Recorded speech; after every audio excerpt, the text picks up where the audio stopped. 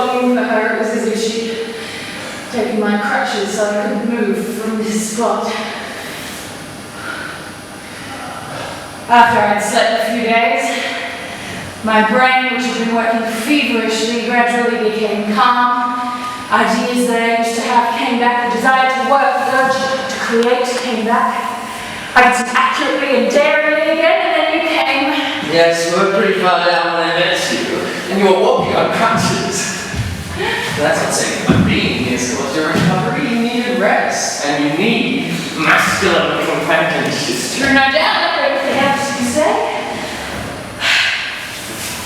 I used to have men friends. But after I got married, I felt I didn't need them. I was happy with the one I had chosen. I got into new circles, I made many acquaintances, but my wife, she became jealous of them. She wanted me to accept them. What was worse, she wanted my friends to herself, which left me alone with my jealousy. Yes, you have talent for jealousy. I was afraid of losing her, and I tried to prevent it. Was that strange? I was never afraid that she would be untrue to me. No, my husband never is. Isn't that strange? What I really feared was that friends would influence her and get me into their power indirectly that I couldn't bear. So the two of you didn't agree on everything? Well, now that you've heard so much, you may as well hear everything. My wife has an independent nature. What are you smiling at? Go on, she has an independent nature. Yes, which doesn't want to take anything from me. But from everyone else. Yes, she seems to hate my ideas just because they're mine, not because they're absurd. Quite often, she expresses ideas that I used to have as her own. And sometimes one of my friends will pass on my ideas to her, and then it pleases her. Everything pleases her, except that which comes from me. You're saying you're not really happy? Of course I'm happy. I got the one I wanted. I've never wanted anybody else. You never wanted to be free? I can't say that. Sometimes I've imagined that I would have peace if I were free, but she only has to leave me, and I have longed for her. Longed for her as if I might long for my own arms or legs. No, it's strange. Sometimes it seems to me as if she were nothing in her throat, but a part of me, an intestine that has carried away my will, my urge to live, as if I had deposited my desire to live with her. That's just how it is when you get down to it. Why would that be? Why she's an independent being with great many ideas of her own. When I met her, I was nothing. As an artist, I was a child whom she brought up. Yes, and afterwards you did develop her ideas and bring her. No, she stopped developing and I kept on. Yes, it's strange that her writing declined after her first book. At least she didn't write anything else. She did have a very interesting subject at that time. She used her husband as a model, didn't she? You never met him? No. You must have been an idiot. I've never met him. He'd been gone 6 months, but yes, he must have been an idiot to justify her account, and you can be sure that her account was accurate. Well, yeah. But why didn't you marry him? She didn't know him. People aren't likely to get to know each other until afterwards. That's why they shouldn't get married until afterwards. Well, I suppose he was a tyrant. Suppose? Why, all married men are, and you not least. I let my wife go as she pleases. Well, that's the least you can do. Maybe you ought to keep her locked up. Do you like her being away now? Of course I don't. You see, frankly, that makes you ridiculous. Is the man ridiculous because he trusts his wife? You certainly can be, and you already are, thoroughly. Well, that's the last thing I want to do. There's going to be a change around here. Don't get excited. You'll have another attack. Why isn't she ridiculous if I'm at house? Why?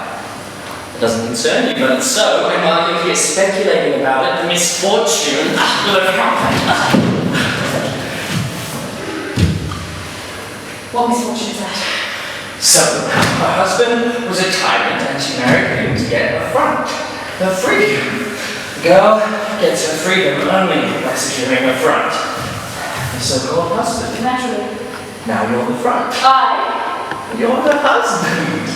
Am I right? I don't know. A man lives with a woman for years and never thinks about her or their relationship until he begins to wonder. And then it started. Gustav, you're my friend. You're the only man I have as a friend. You have given me the courage to live over the past 8 days. It's as if you've given me life again. You have been a watchmaker who has repaired the mechanism of my brain and set it going again. Can't you hear? I'm thinking more clearly and I'm speaking more coherently, and it seems to me at least that my voice has regained its old vigor. How can that happen? Perhaps it becomes a habit to speak softly to women. So you lowered your voice and put your neck in the yoke. Don't say that. I think it's worse than that. But let's not talk about that now. Where was I? Yes, you came. And you opened my eyes to the secrets of my art. You see, I'd known for a long time that I was gradually losing interest in painting, for it did not be a suitable medium for expressing what I want to say. But when you explained and you pointed out that painting cannot be the contemporary form of artistic expression, I suddenly understood. I knew it would be impossible for me to produce anything else in painting. So you became a sculptor. That is to say, you were a sculptor, but you had gone astray. Tell me, does your work give you great pleasure? And now I am alive. May I see what you're doing? It's the figure of a woman.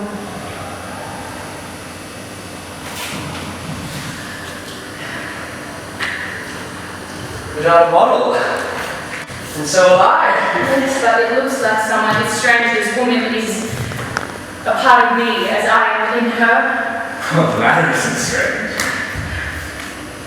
Do you know what transfusion is? Blood transfusion, yes. When I see this figure, I understand a number of things I only suspected before. You've loved her too much. Yes. Yes, so I don't know if she is I or I am she. You know, when she smiles, I smile, and when she weeps, I weep. And can you imagine this? When she gave birth to our child, I felt the pains of labour myself. My friend, you already have the first signs of epilepsy. Why do you say that? I saw the symptoms in the younger brother of mine who had overindulged sexually. Okay. It was horrible to watch. If you're feeling weak, I don't want to torture you with a description. No, go on. The fellow having to marry an innocent little girl with curls, the eyes of a dove, the face of a child, and the pure soul of an angel. Nevertheless, she still managed to take over the masculine prerogative. What's that?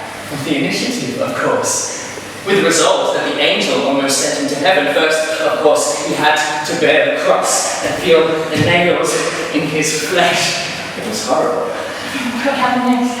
Well, we'd sit talking, he and I, and after we had talked for a while, his face would turn white as a sheet, his arms and legs would stiffen, and his thumbs would turn in like this. Then his eyes would go bloodshot, and he'd begin to chew like this. Then the saliva would gurgle in his throat, his chest would contract as if in a vice, and he would begin to sink down slowly backward into his chair as if he were drowning. Then.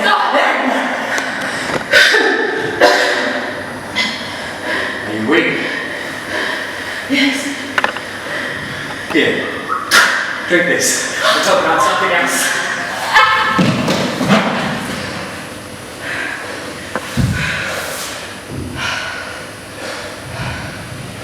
Thank you, go on. Well, when he'd come to, he would remember nothing of what had happened. It's as if he'd been unconscious. Have you been like that? Sometimes have fainting spells, but my doctor says that I'm in need. Yes, that's the start. But believe me, it'll become full-blown epilepsy if you don't take care of yourself. What should I do? You'll have to be absolutely continent to start with. For how long? Half a year at the very least. I can't do that, that looks at our married life. Then you're finished. I can't do that. You can't save your own life. But tell me, since you told me so much, isn't there some other wound, something secret that torments you? For a person rarely only has one cause of disharmony since life is so full of causes of frustration. Isn't there a skeleton in the closet that you're keeping to yourself? For example, you said a moment ago that there was a child you'd sent away. Why isn't he living with you? That was my wife's idea. Why? Tell me. When he was 3 years old, he began to resemble him, the former husband. Have you seen her former husband? No, When they glanced at a poor portrait that I couldn't see any likeness. Well, portraits are never lifelike, and you might have changed. Didn't it even make you at all suspicious?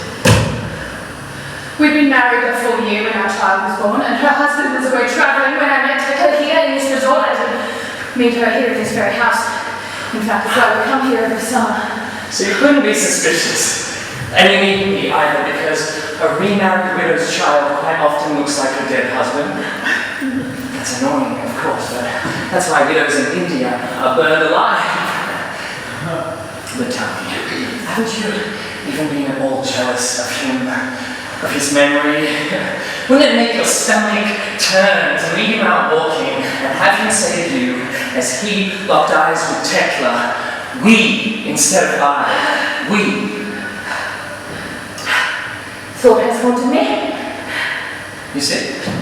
And you can never be free from it, so instead you'll have to stuff wax in your ears and work. Work, become old, and put quantities of new impressions in the hole below the deck, and then the corpse will be Sorry for interrupting you, but it's strange how you look like Tekla when you talk. With this way of squinting your right eyes, it looks as if you were aiming at something, and your glances have a similar power over me that hurts sometimes. No, really? No, really.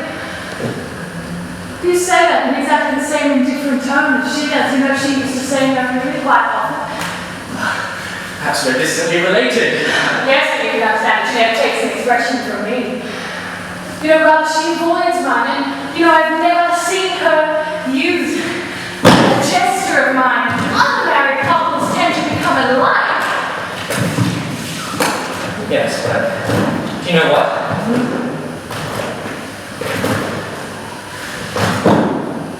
That woman has now loved you. What? I beg your pardon, Madam C. A woman's love is taking, receiving, and she doesn't take anything from him. She doesn't love him. She has never loved you. You believe you have loved more than once? No, a person lets themselves be fooled only once, and then their eyes are open. You've never been fooled. That's why you have to watch out for those who have been. They are dangerous. They're cutting me like knives, and I feel that something's being cut into pieces, but I can't prevent the cutting, and it does me good for their boils that are bursting and they cannot come to her head. She's never loved me. Why did she take me away? Tell me first how she happened to take you. Did you take her, or did she take you? I can't say that. It didn't happen one day. Shall I guess how it happened? You can't. Oh, with the information you've given me about yourself and your wife, I should be able to reconstruct the course of events. Listen, and I'll tell you. Her husband was away studying, and she was alone. At first, she felt a great freedom in being alone, but then came the emptiness, for I assume she was rather empty after having spent 14 days alone. And then you came along, and the emptiness gradually disappeared. By contrast, her husband began to feel the simple fact that he was far away, the square of the distance, you know. But when they felt their passions were beginning to become aroused, they began to feel uneasy about themselves, their conscience, and him. So they looked for protection, crept behind the fig leaves, played brother and sister, and the more spiritual they pretended their feelings were, the more physical they became. And brother and sister, how do you know? Children play father and mother, but when they get older, they play brother and sister to conceal what ought to be concealed, take the vow of chastity, play hide and seek until they find each other in a dark corner where they are sure that no one sees them.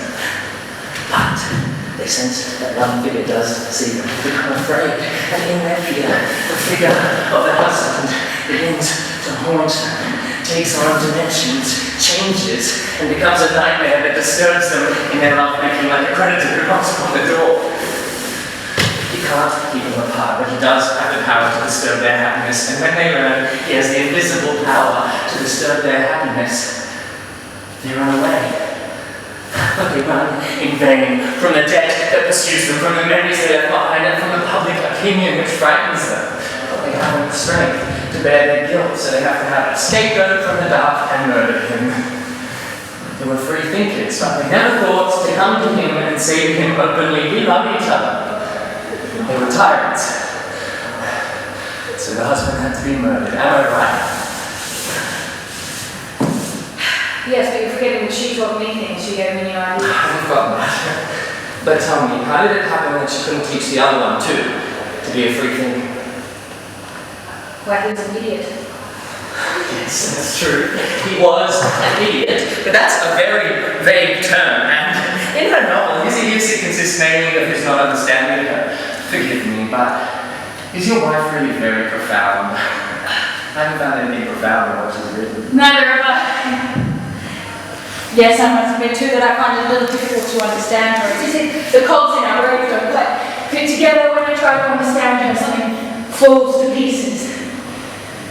Maybe you're an idiot too.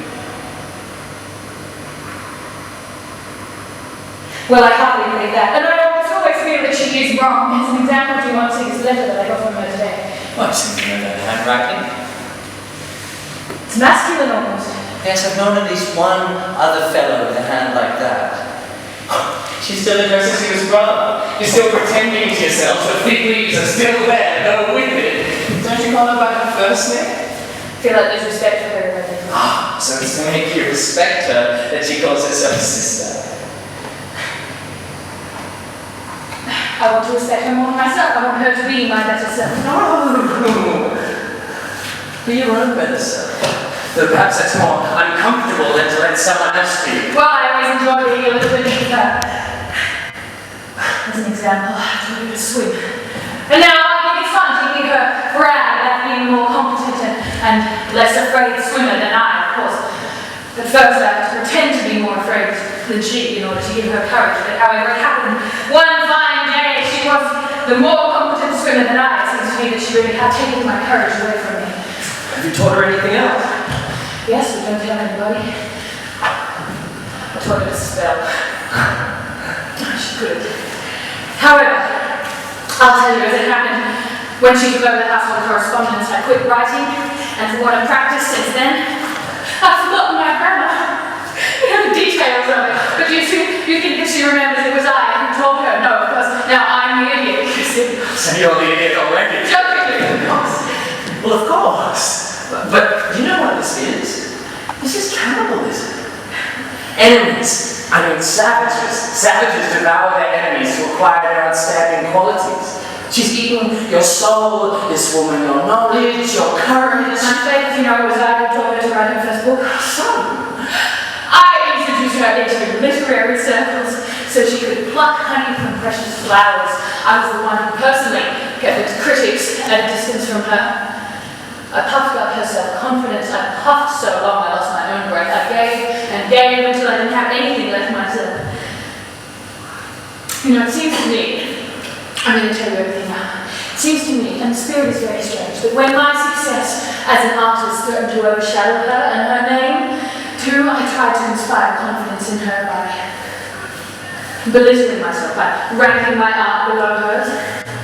I talked so long about the insignificant role of painting. I talked so long. I could have put so many reasons that as, however, it happened.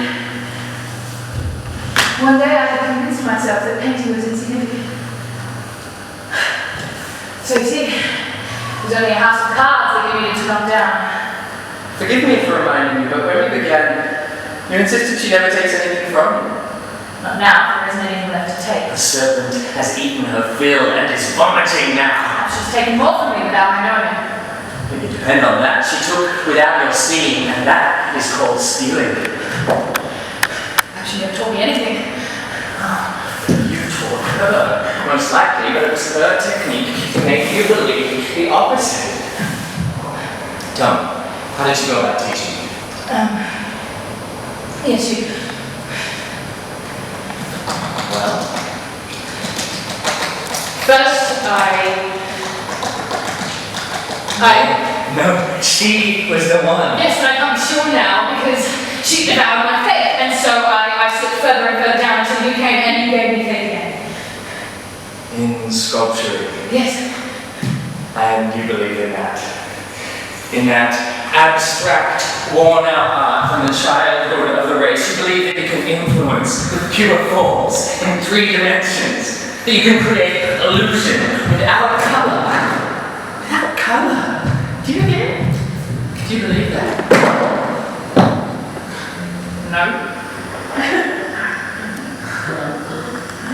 Neither do I. Why did you say that then? Pitied you. Yes. I am to be pitied for I'm bankrupt now, finished, and the worst still I don't have her. What would you do with her? She'd be what God was before I became an atheist, the object of my record. No! Get rid of that. Let something else take its place. A little sound content, for example. No, I can't live without respecting it. Slay! You want to respect, to worship? Good Lord, rather take back God since I have someone to cross himself in front of. What an atheist who still has the superstition about women. What a free thinker who can't think freely about women. Do you know what the intangible, the sphinx-like, the profound quality in your wife is? Why, it's only stupidity. Why, she can't even distinguish between good and turn. And that, you see, is the flaw in the machine, the case.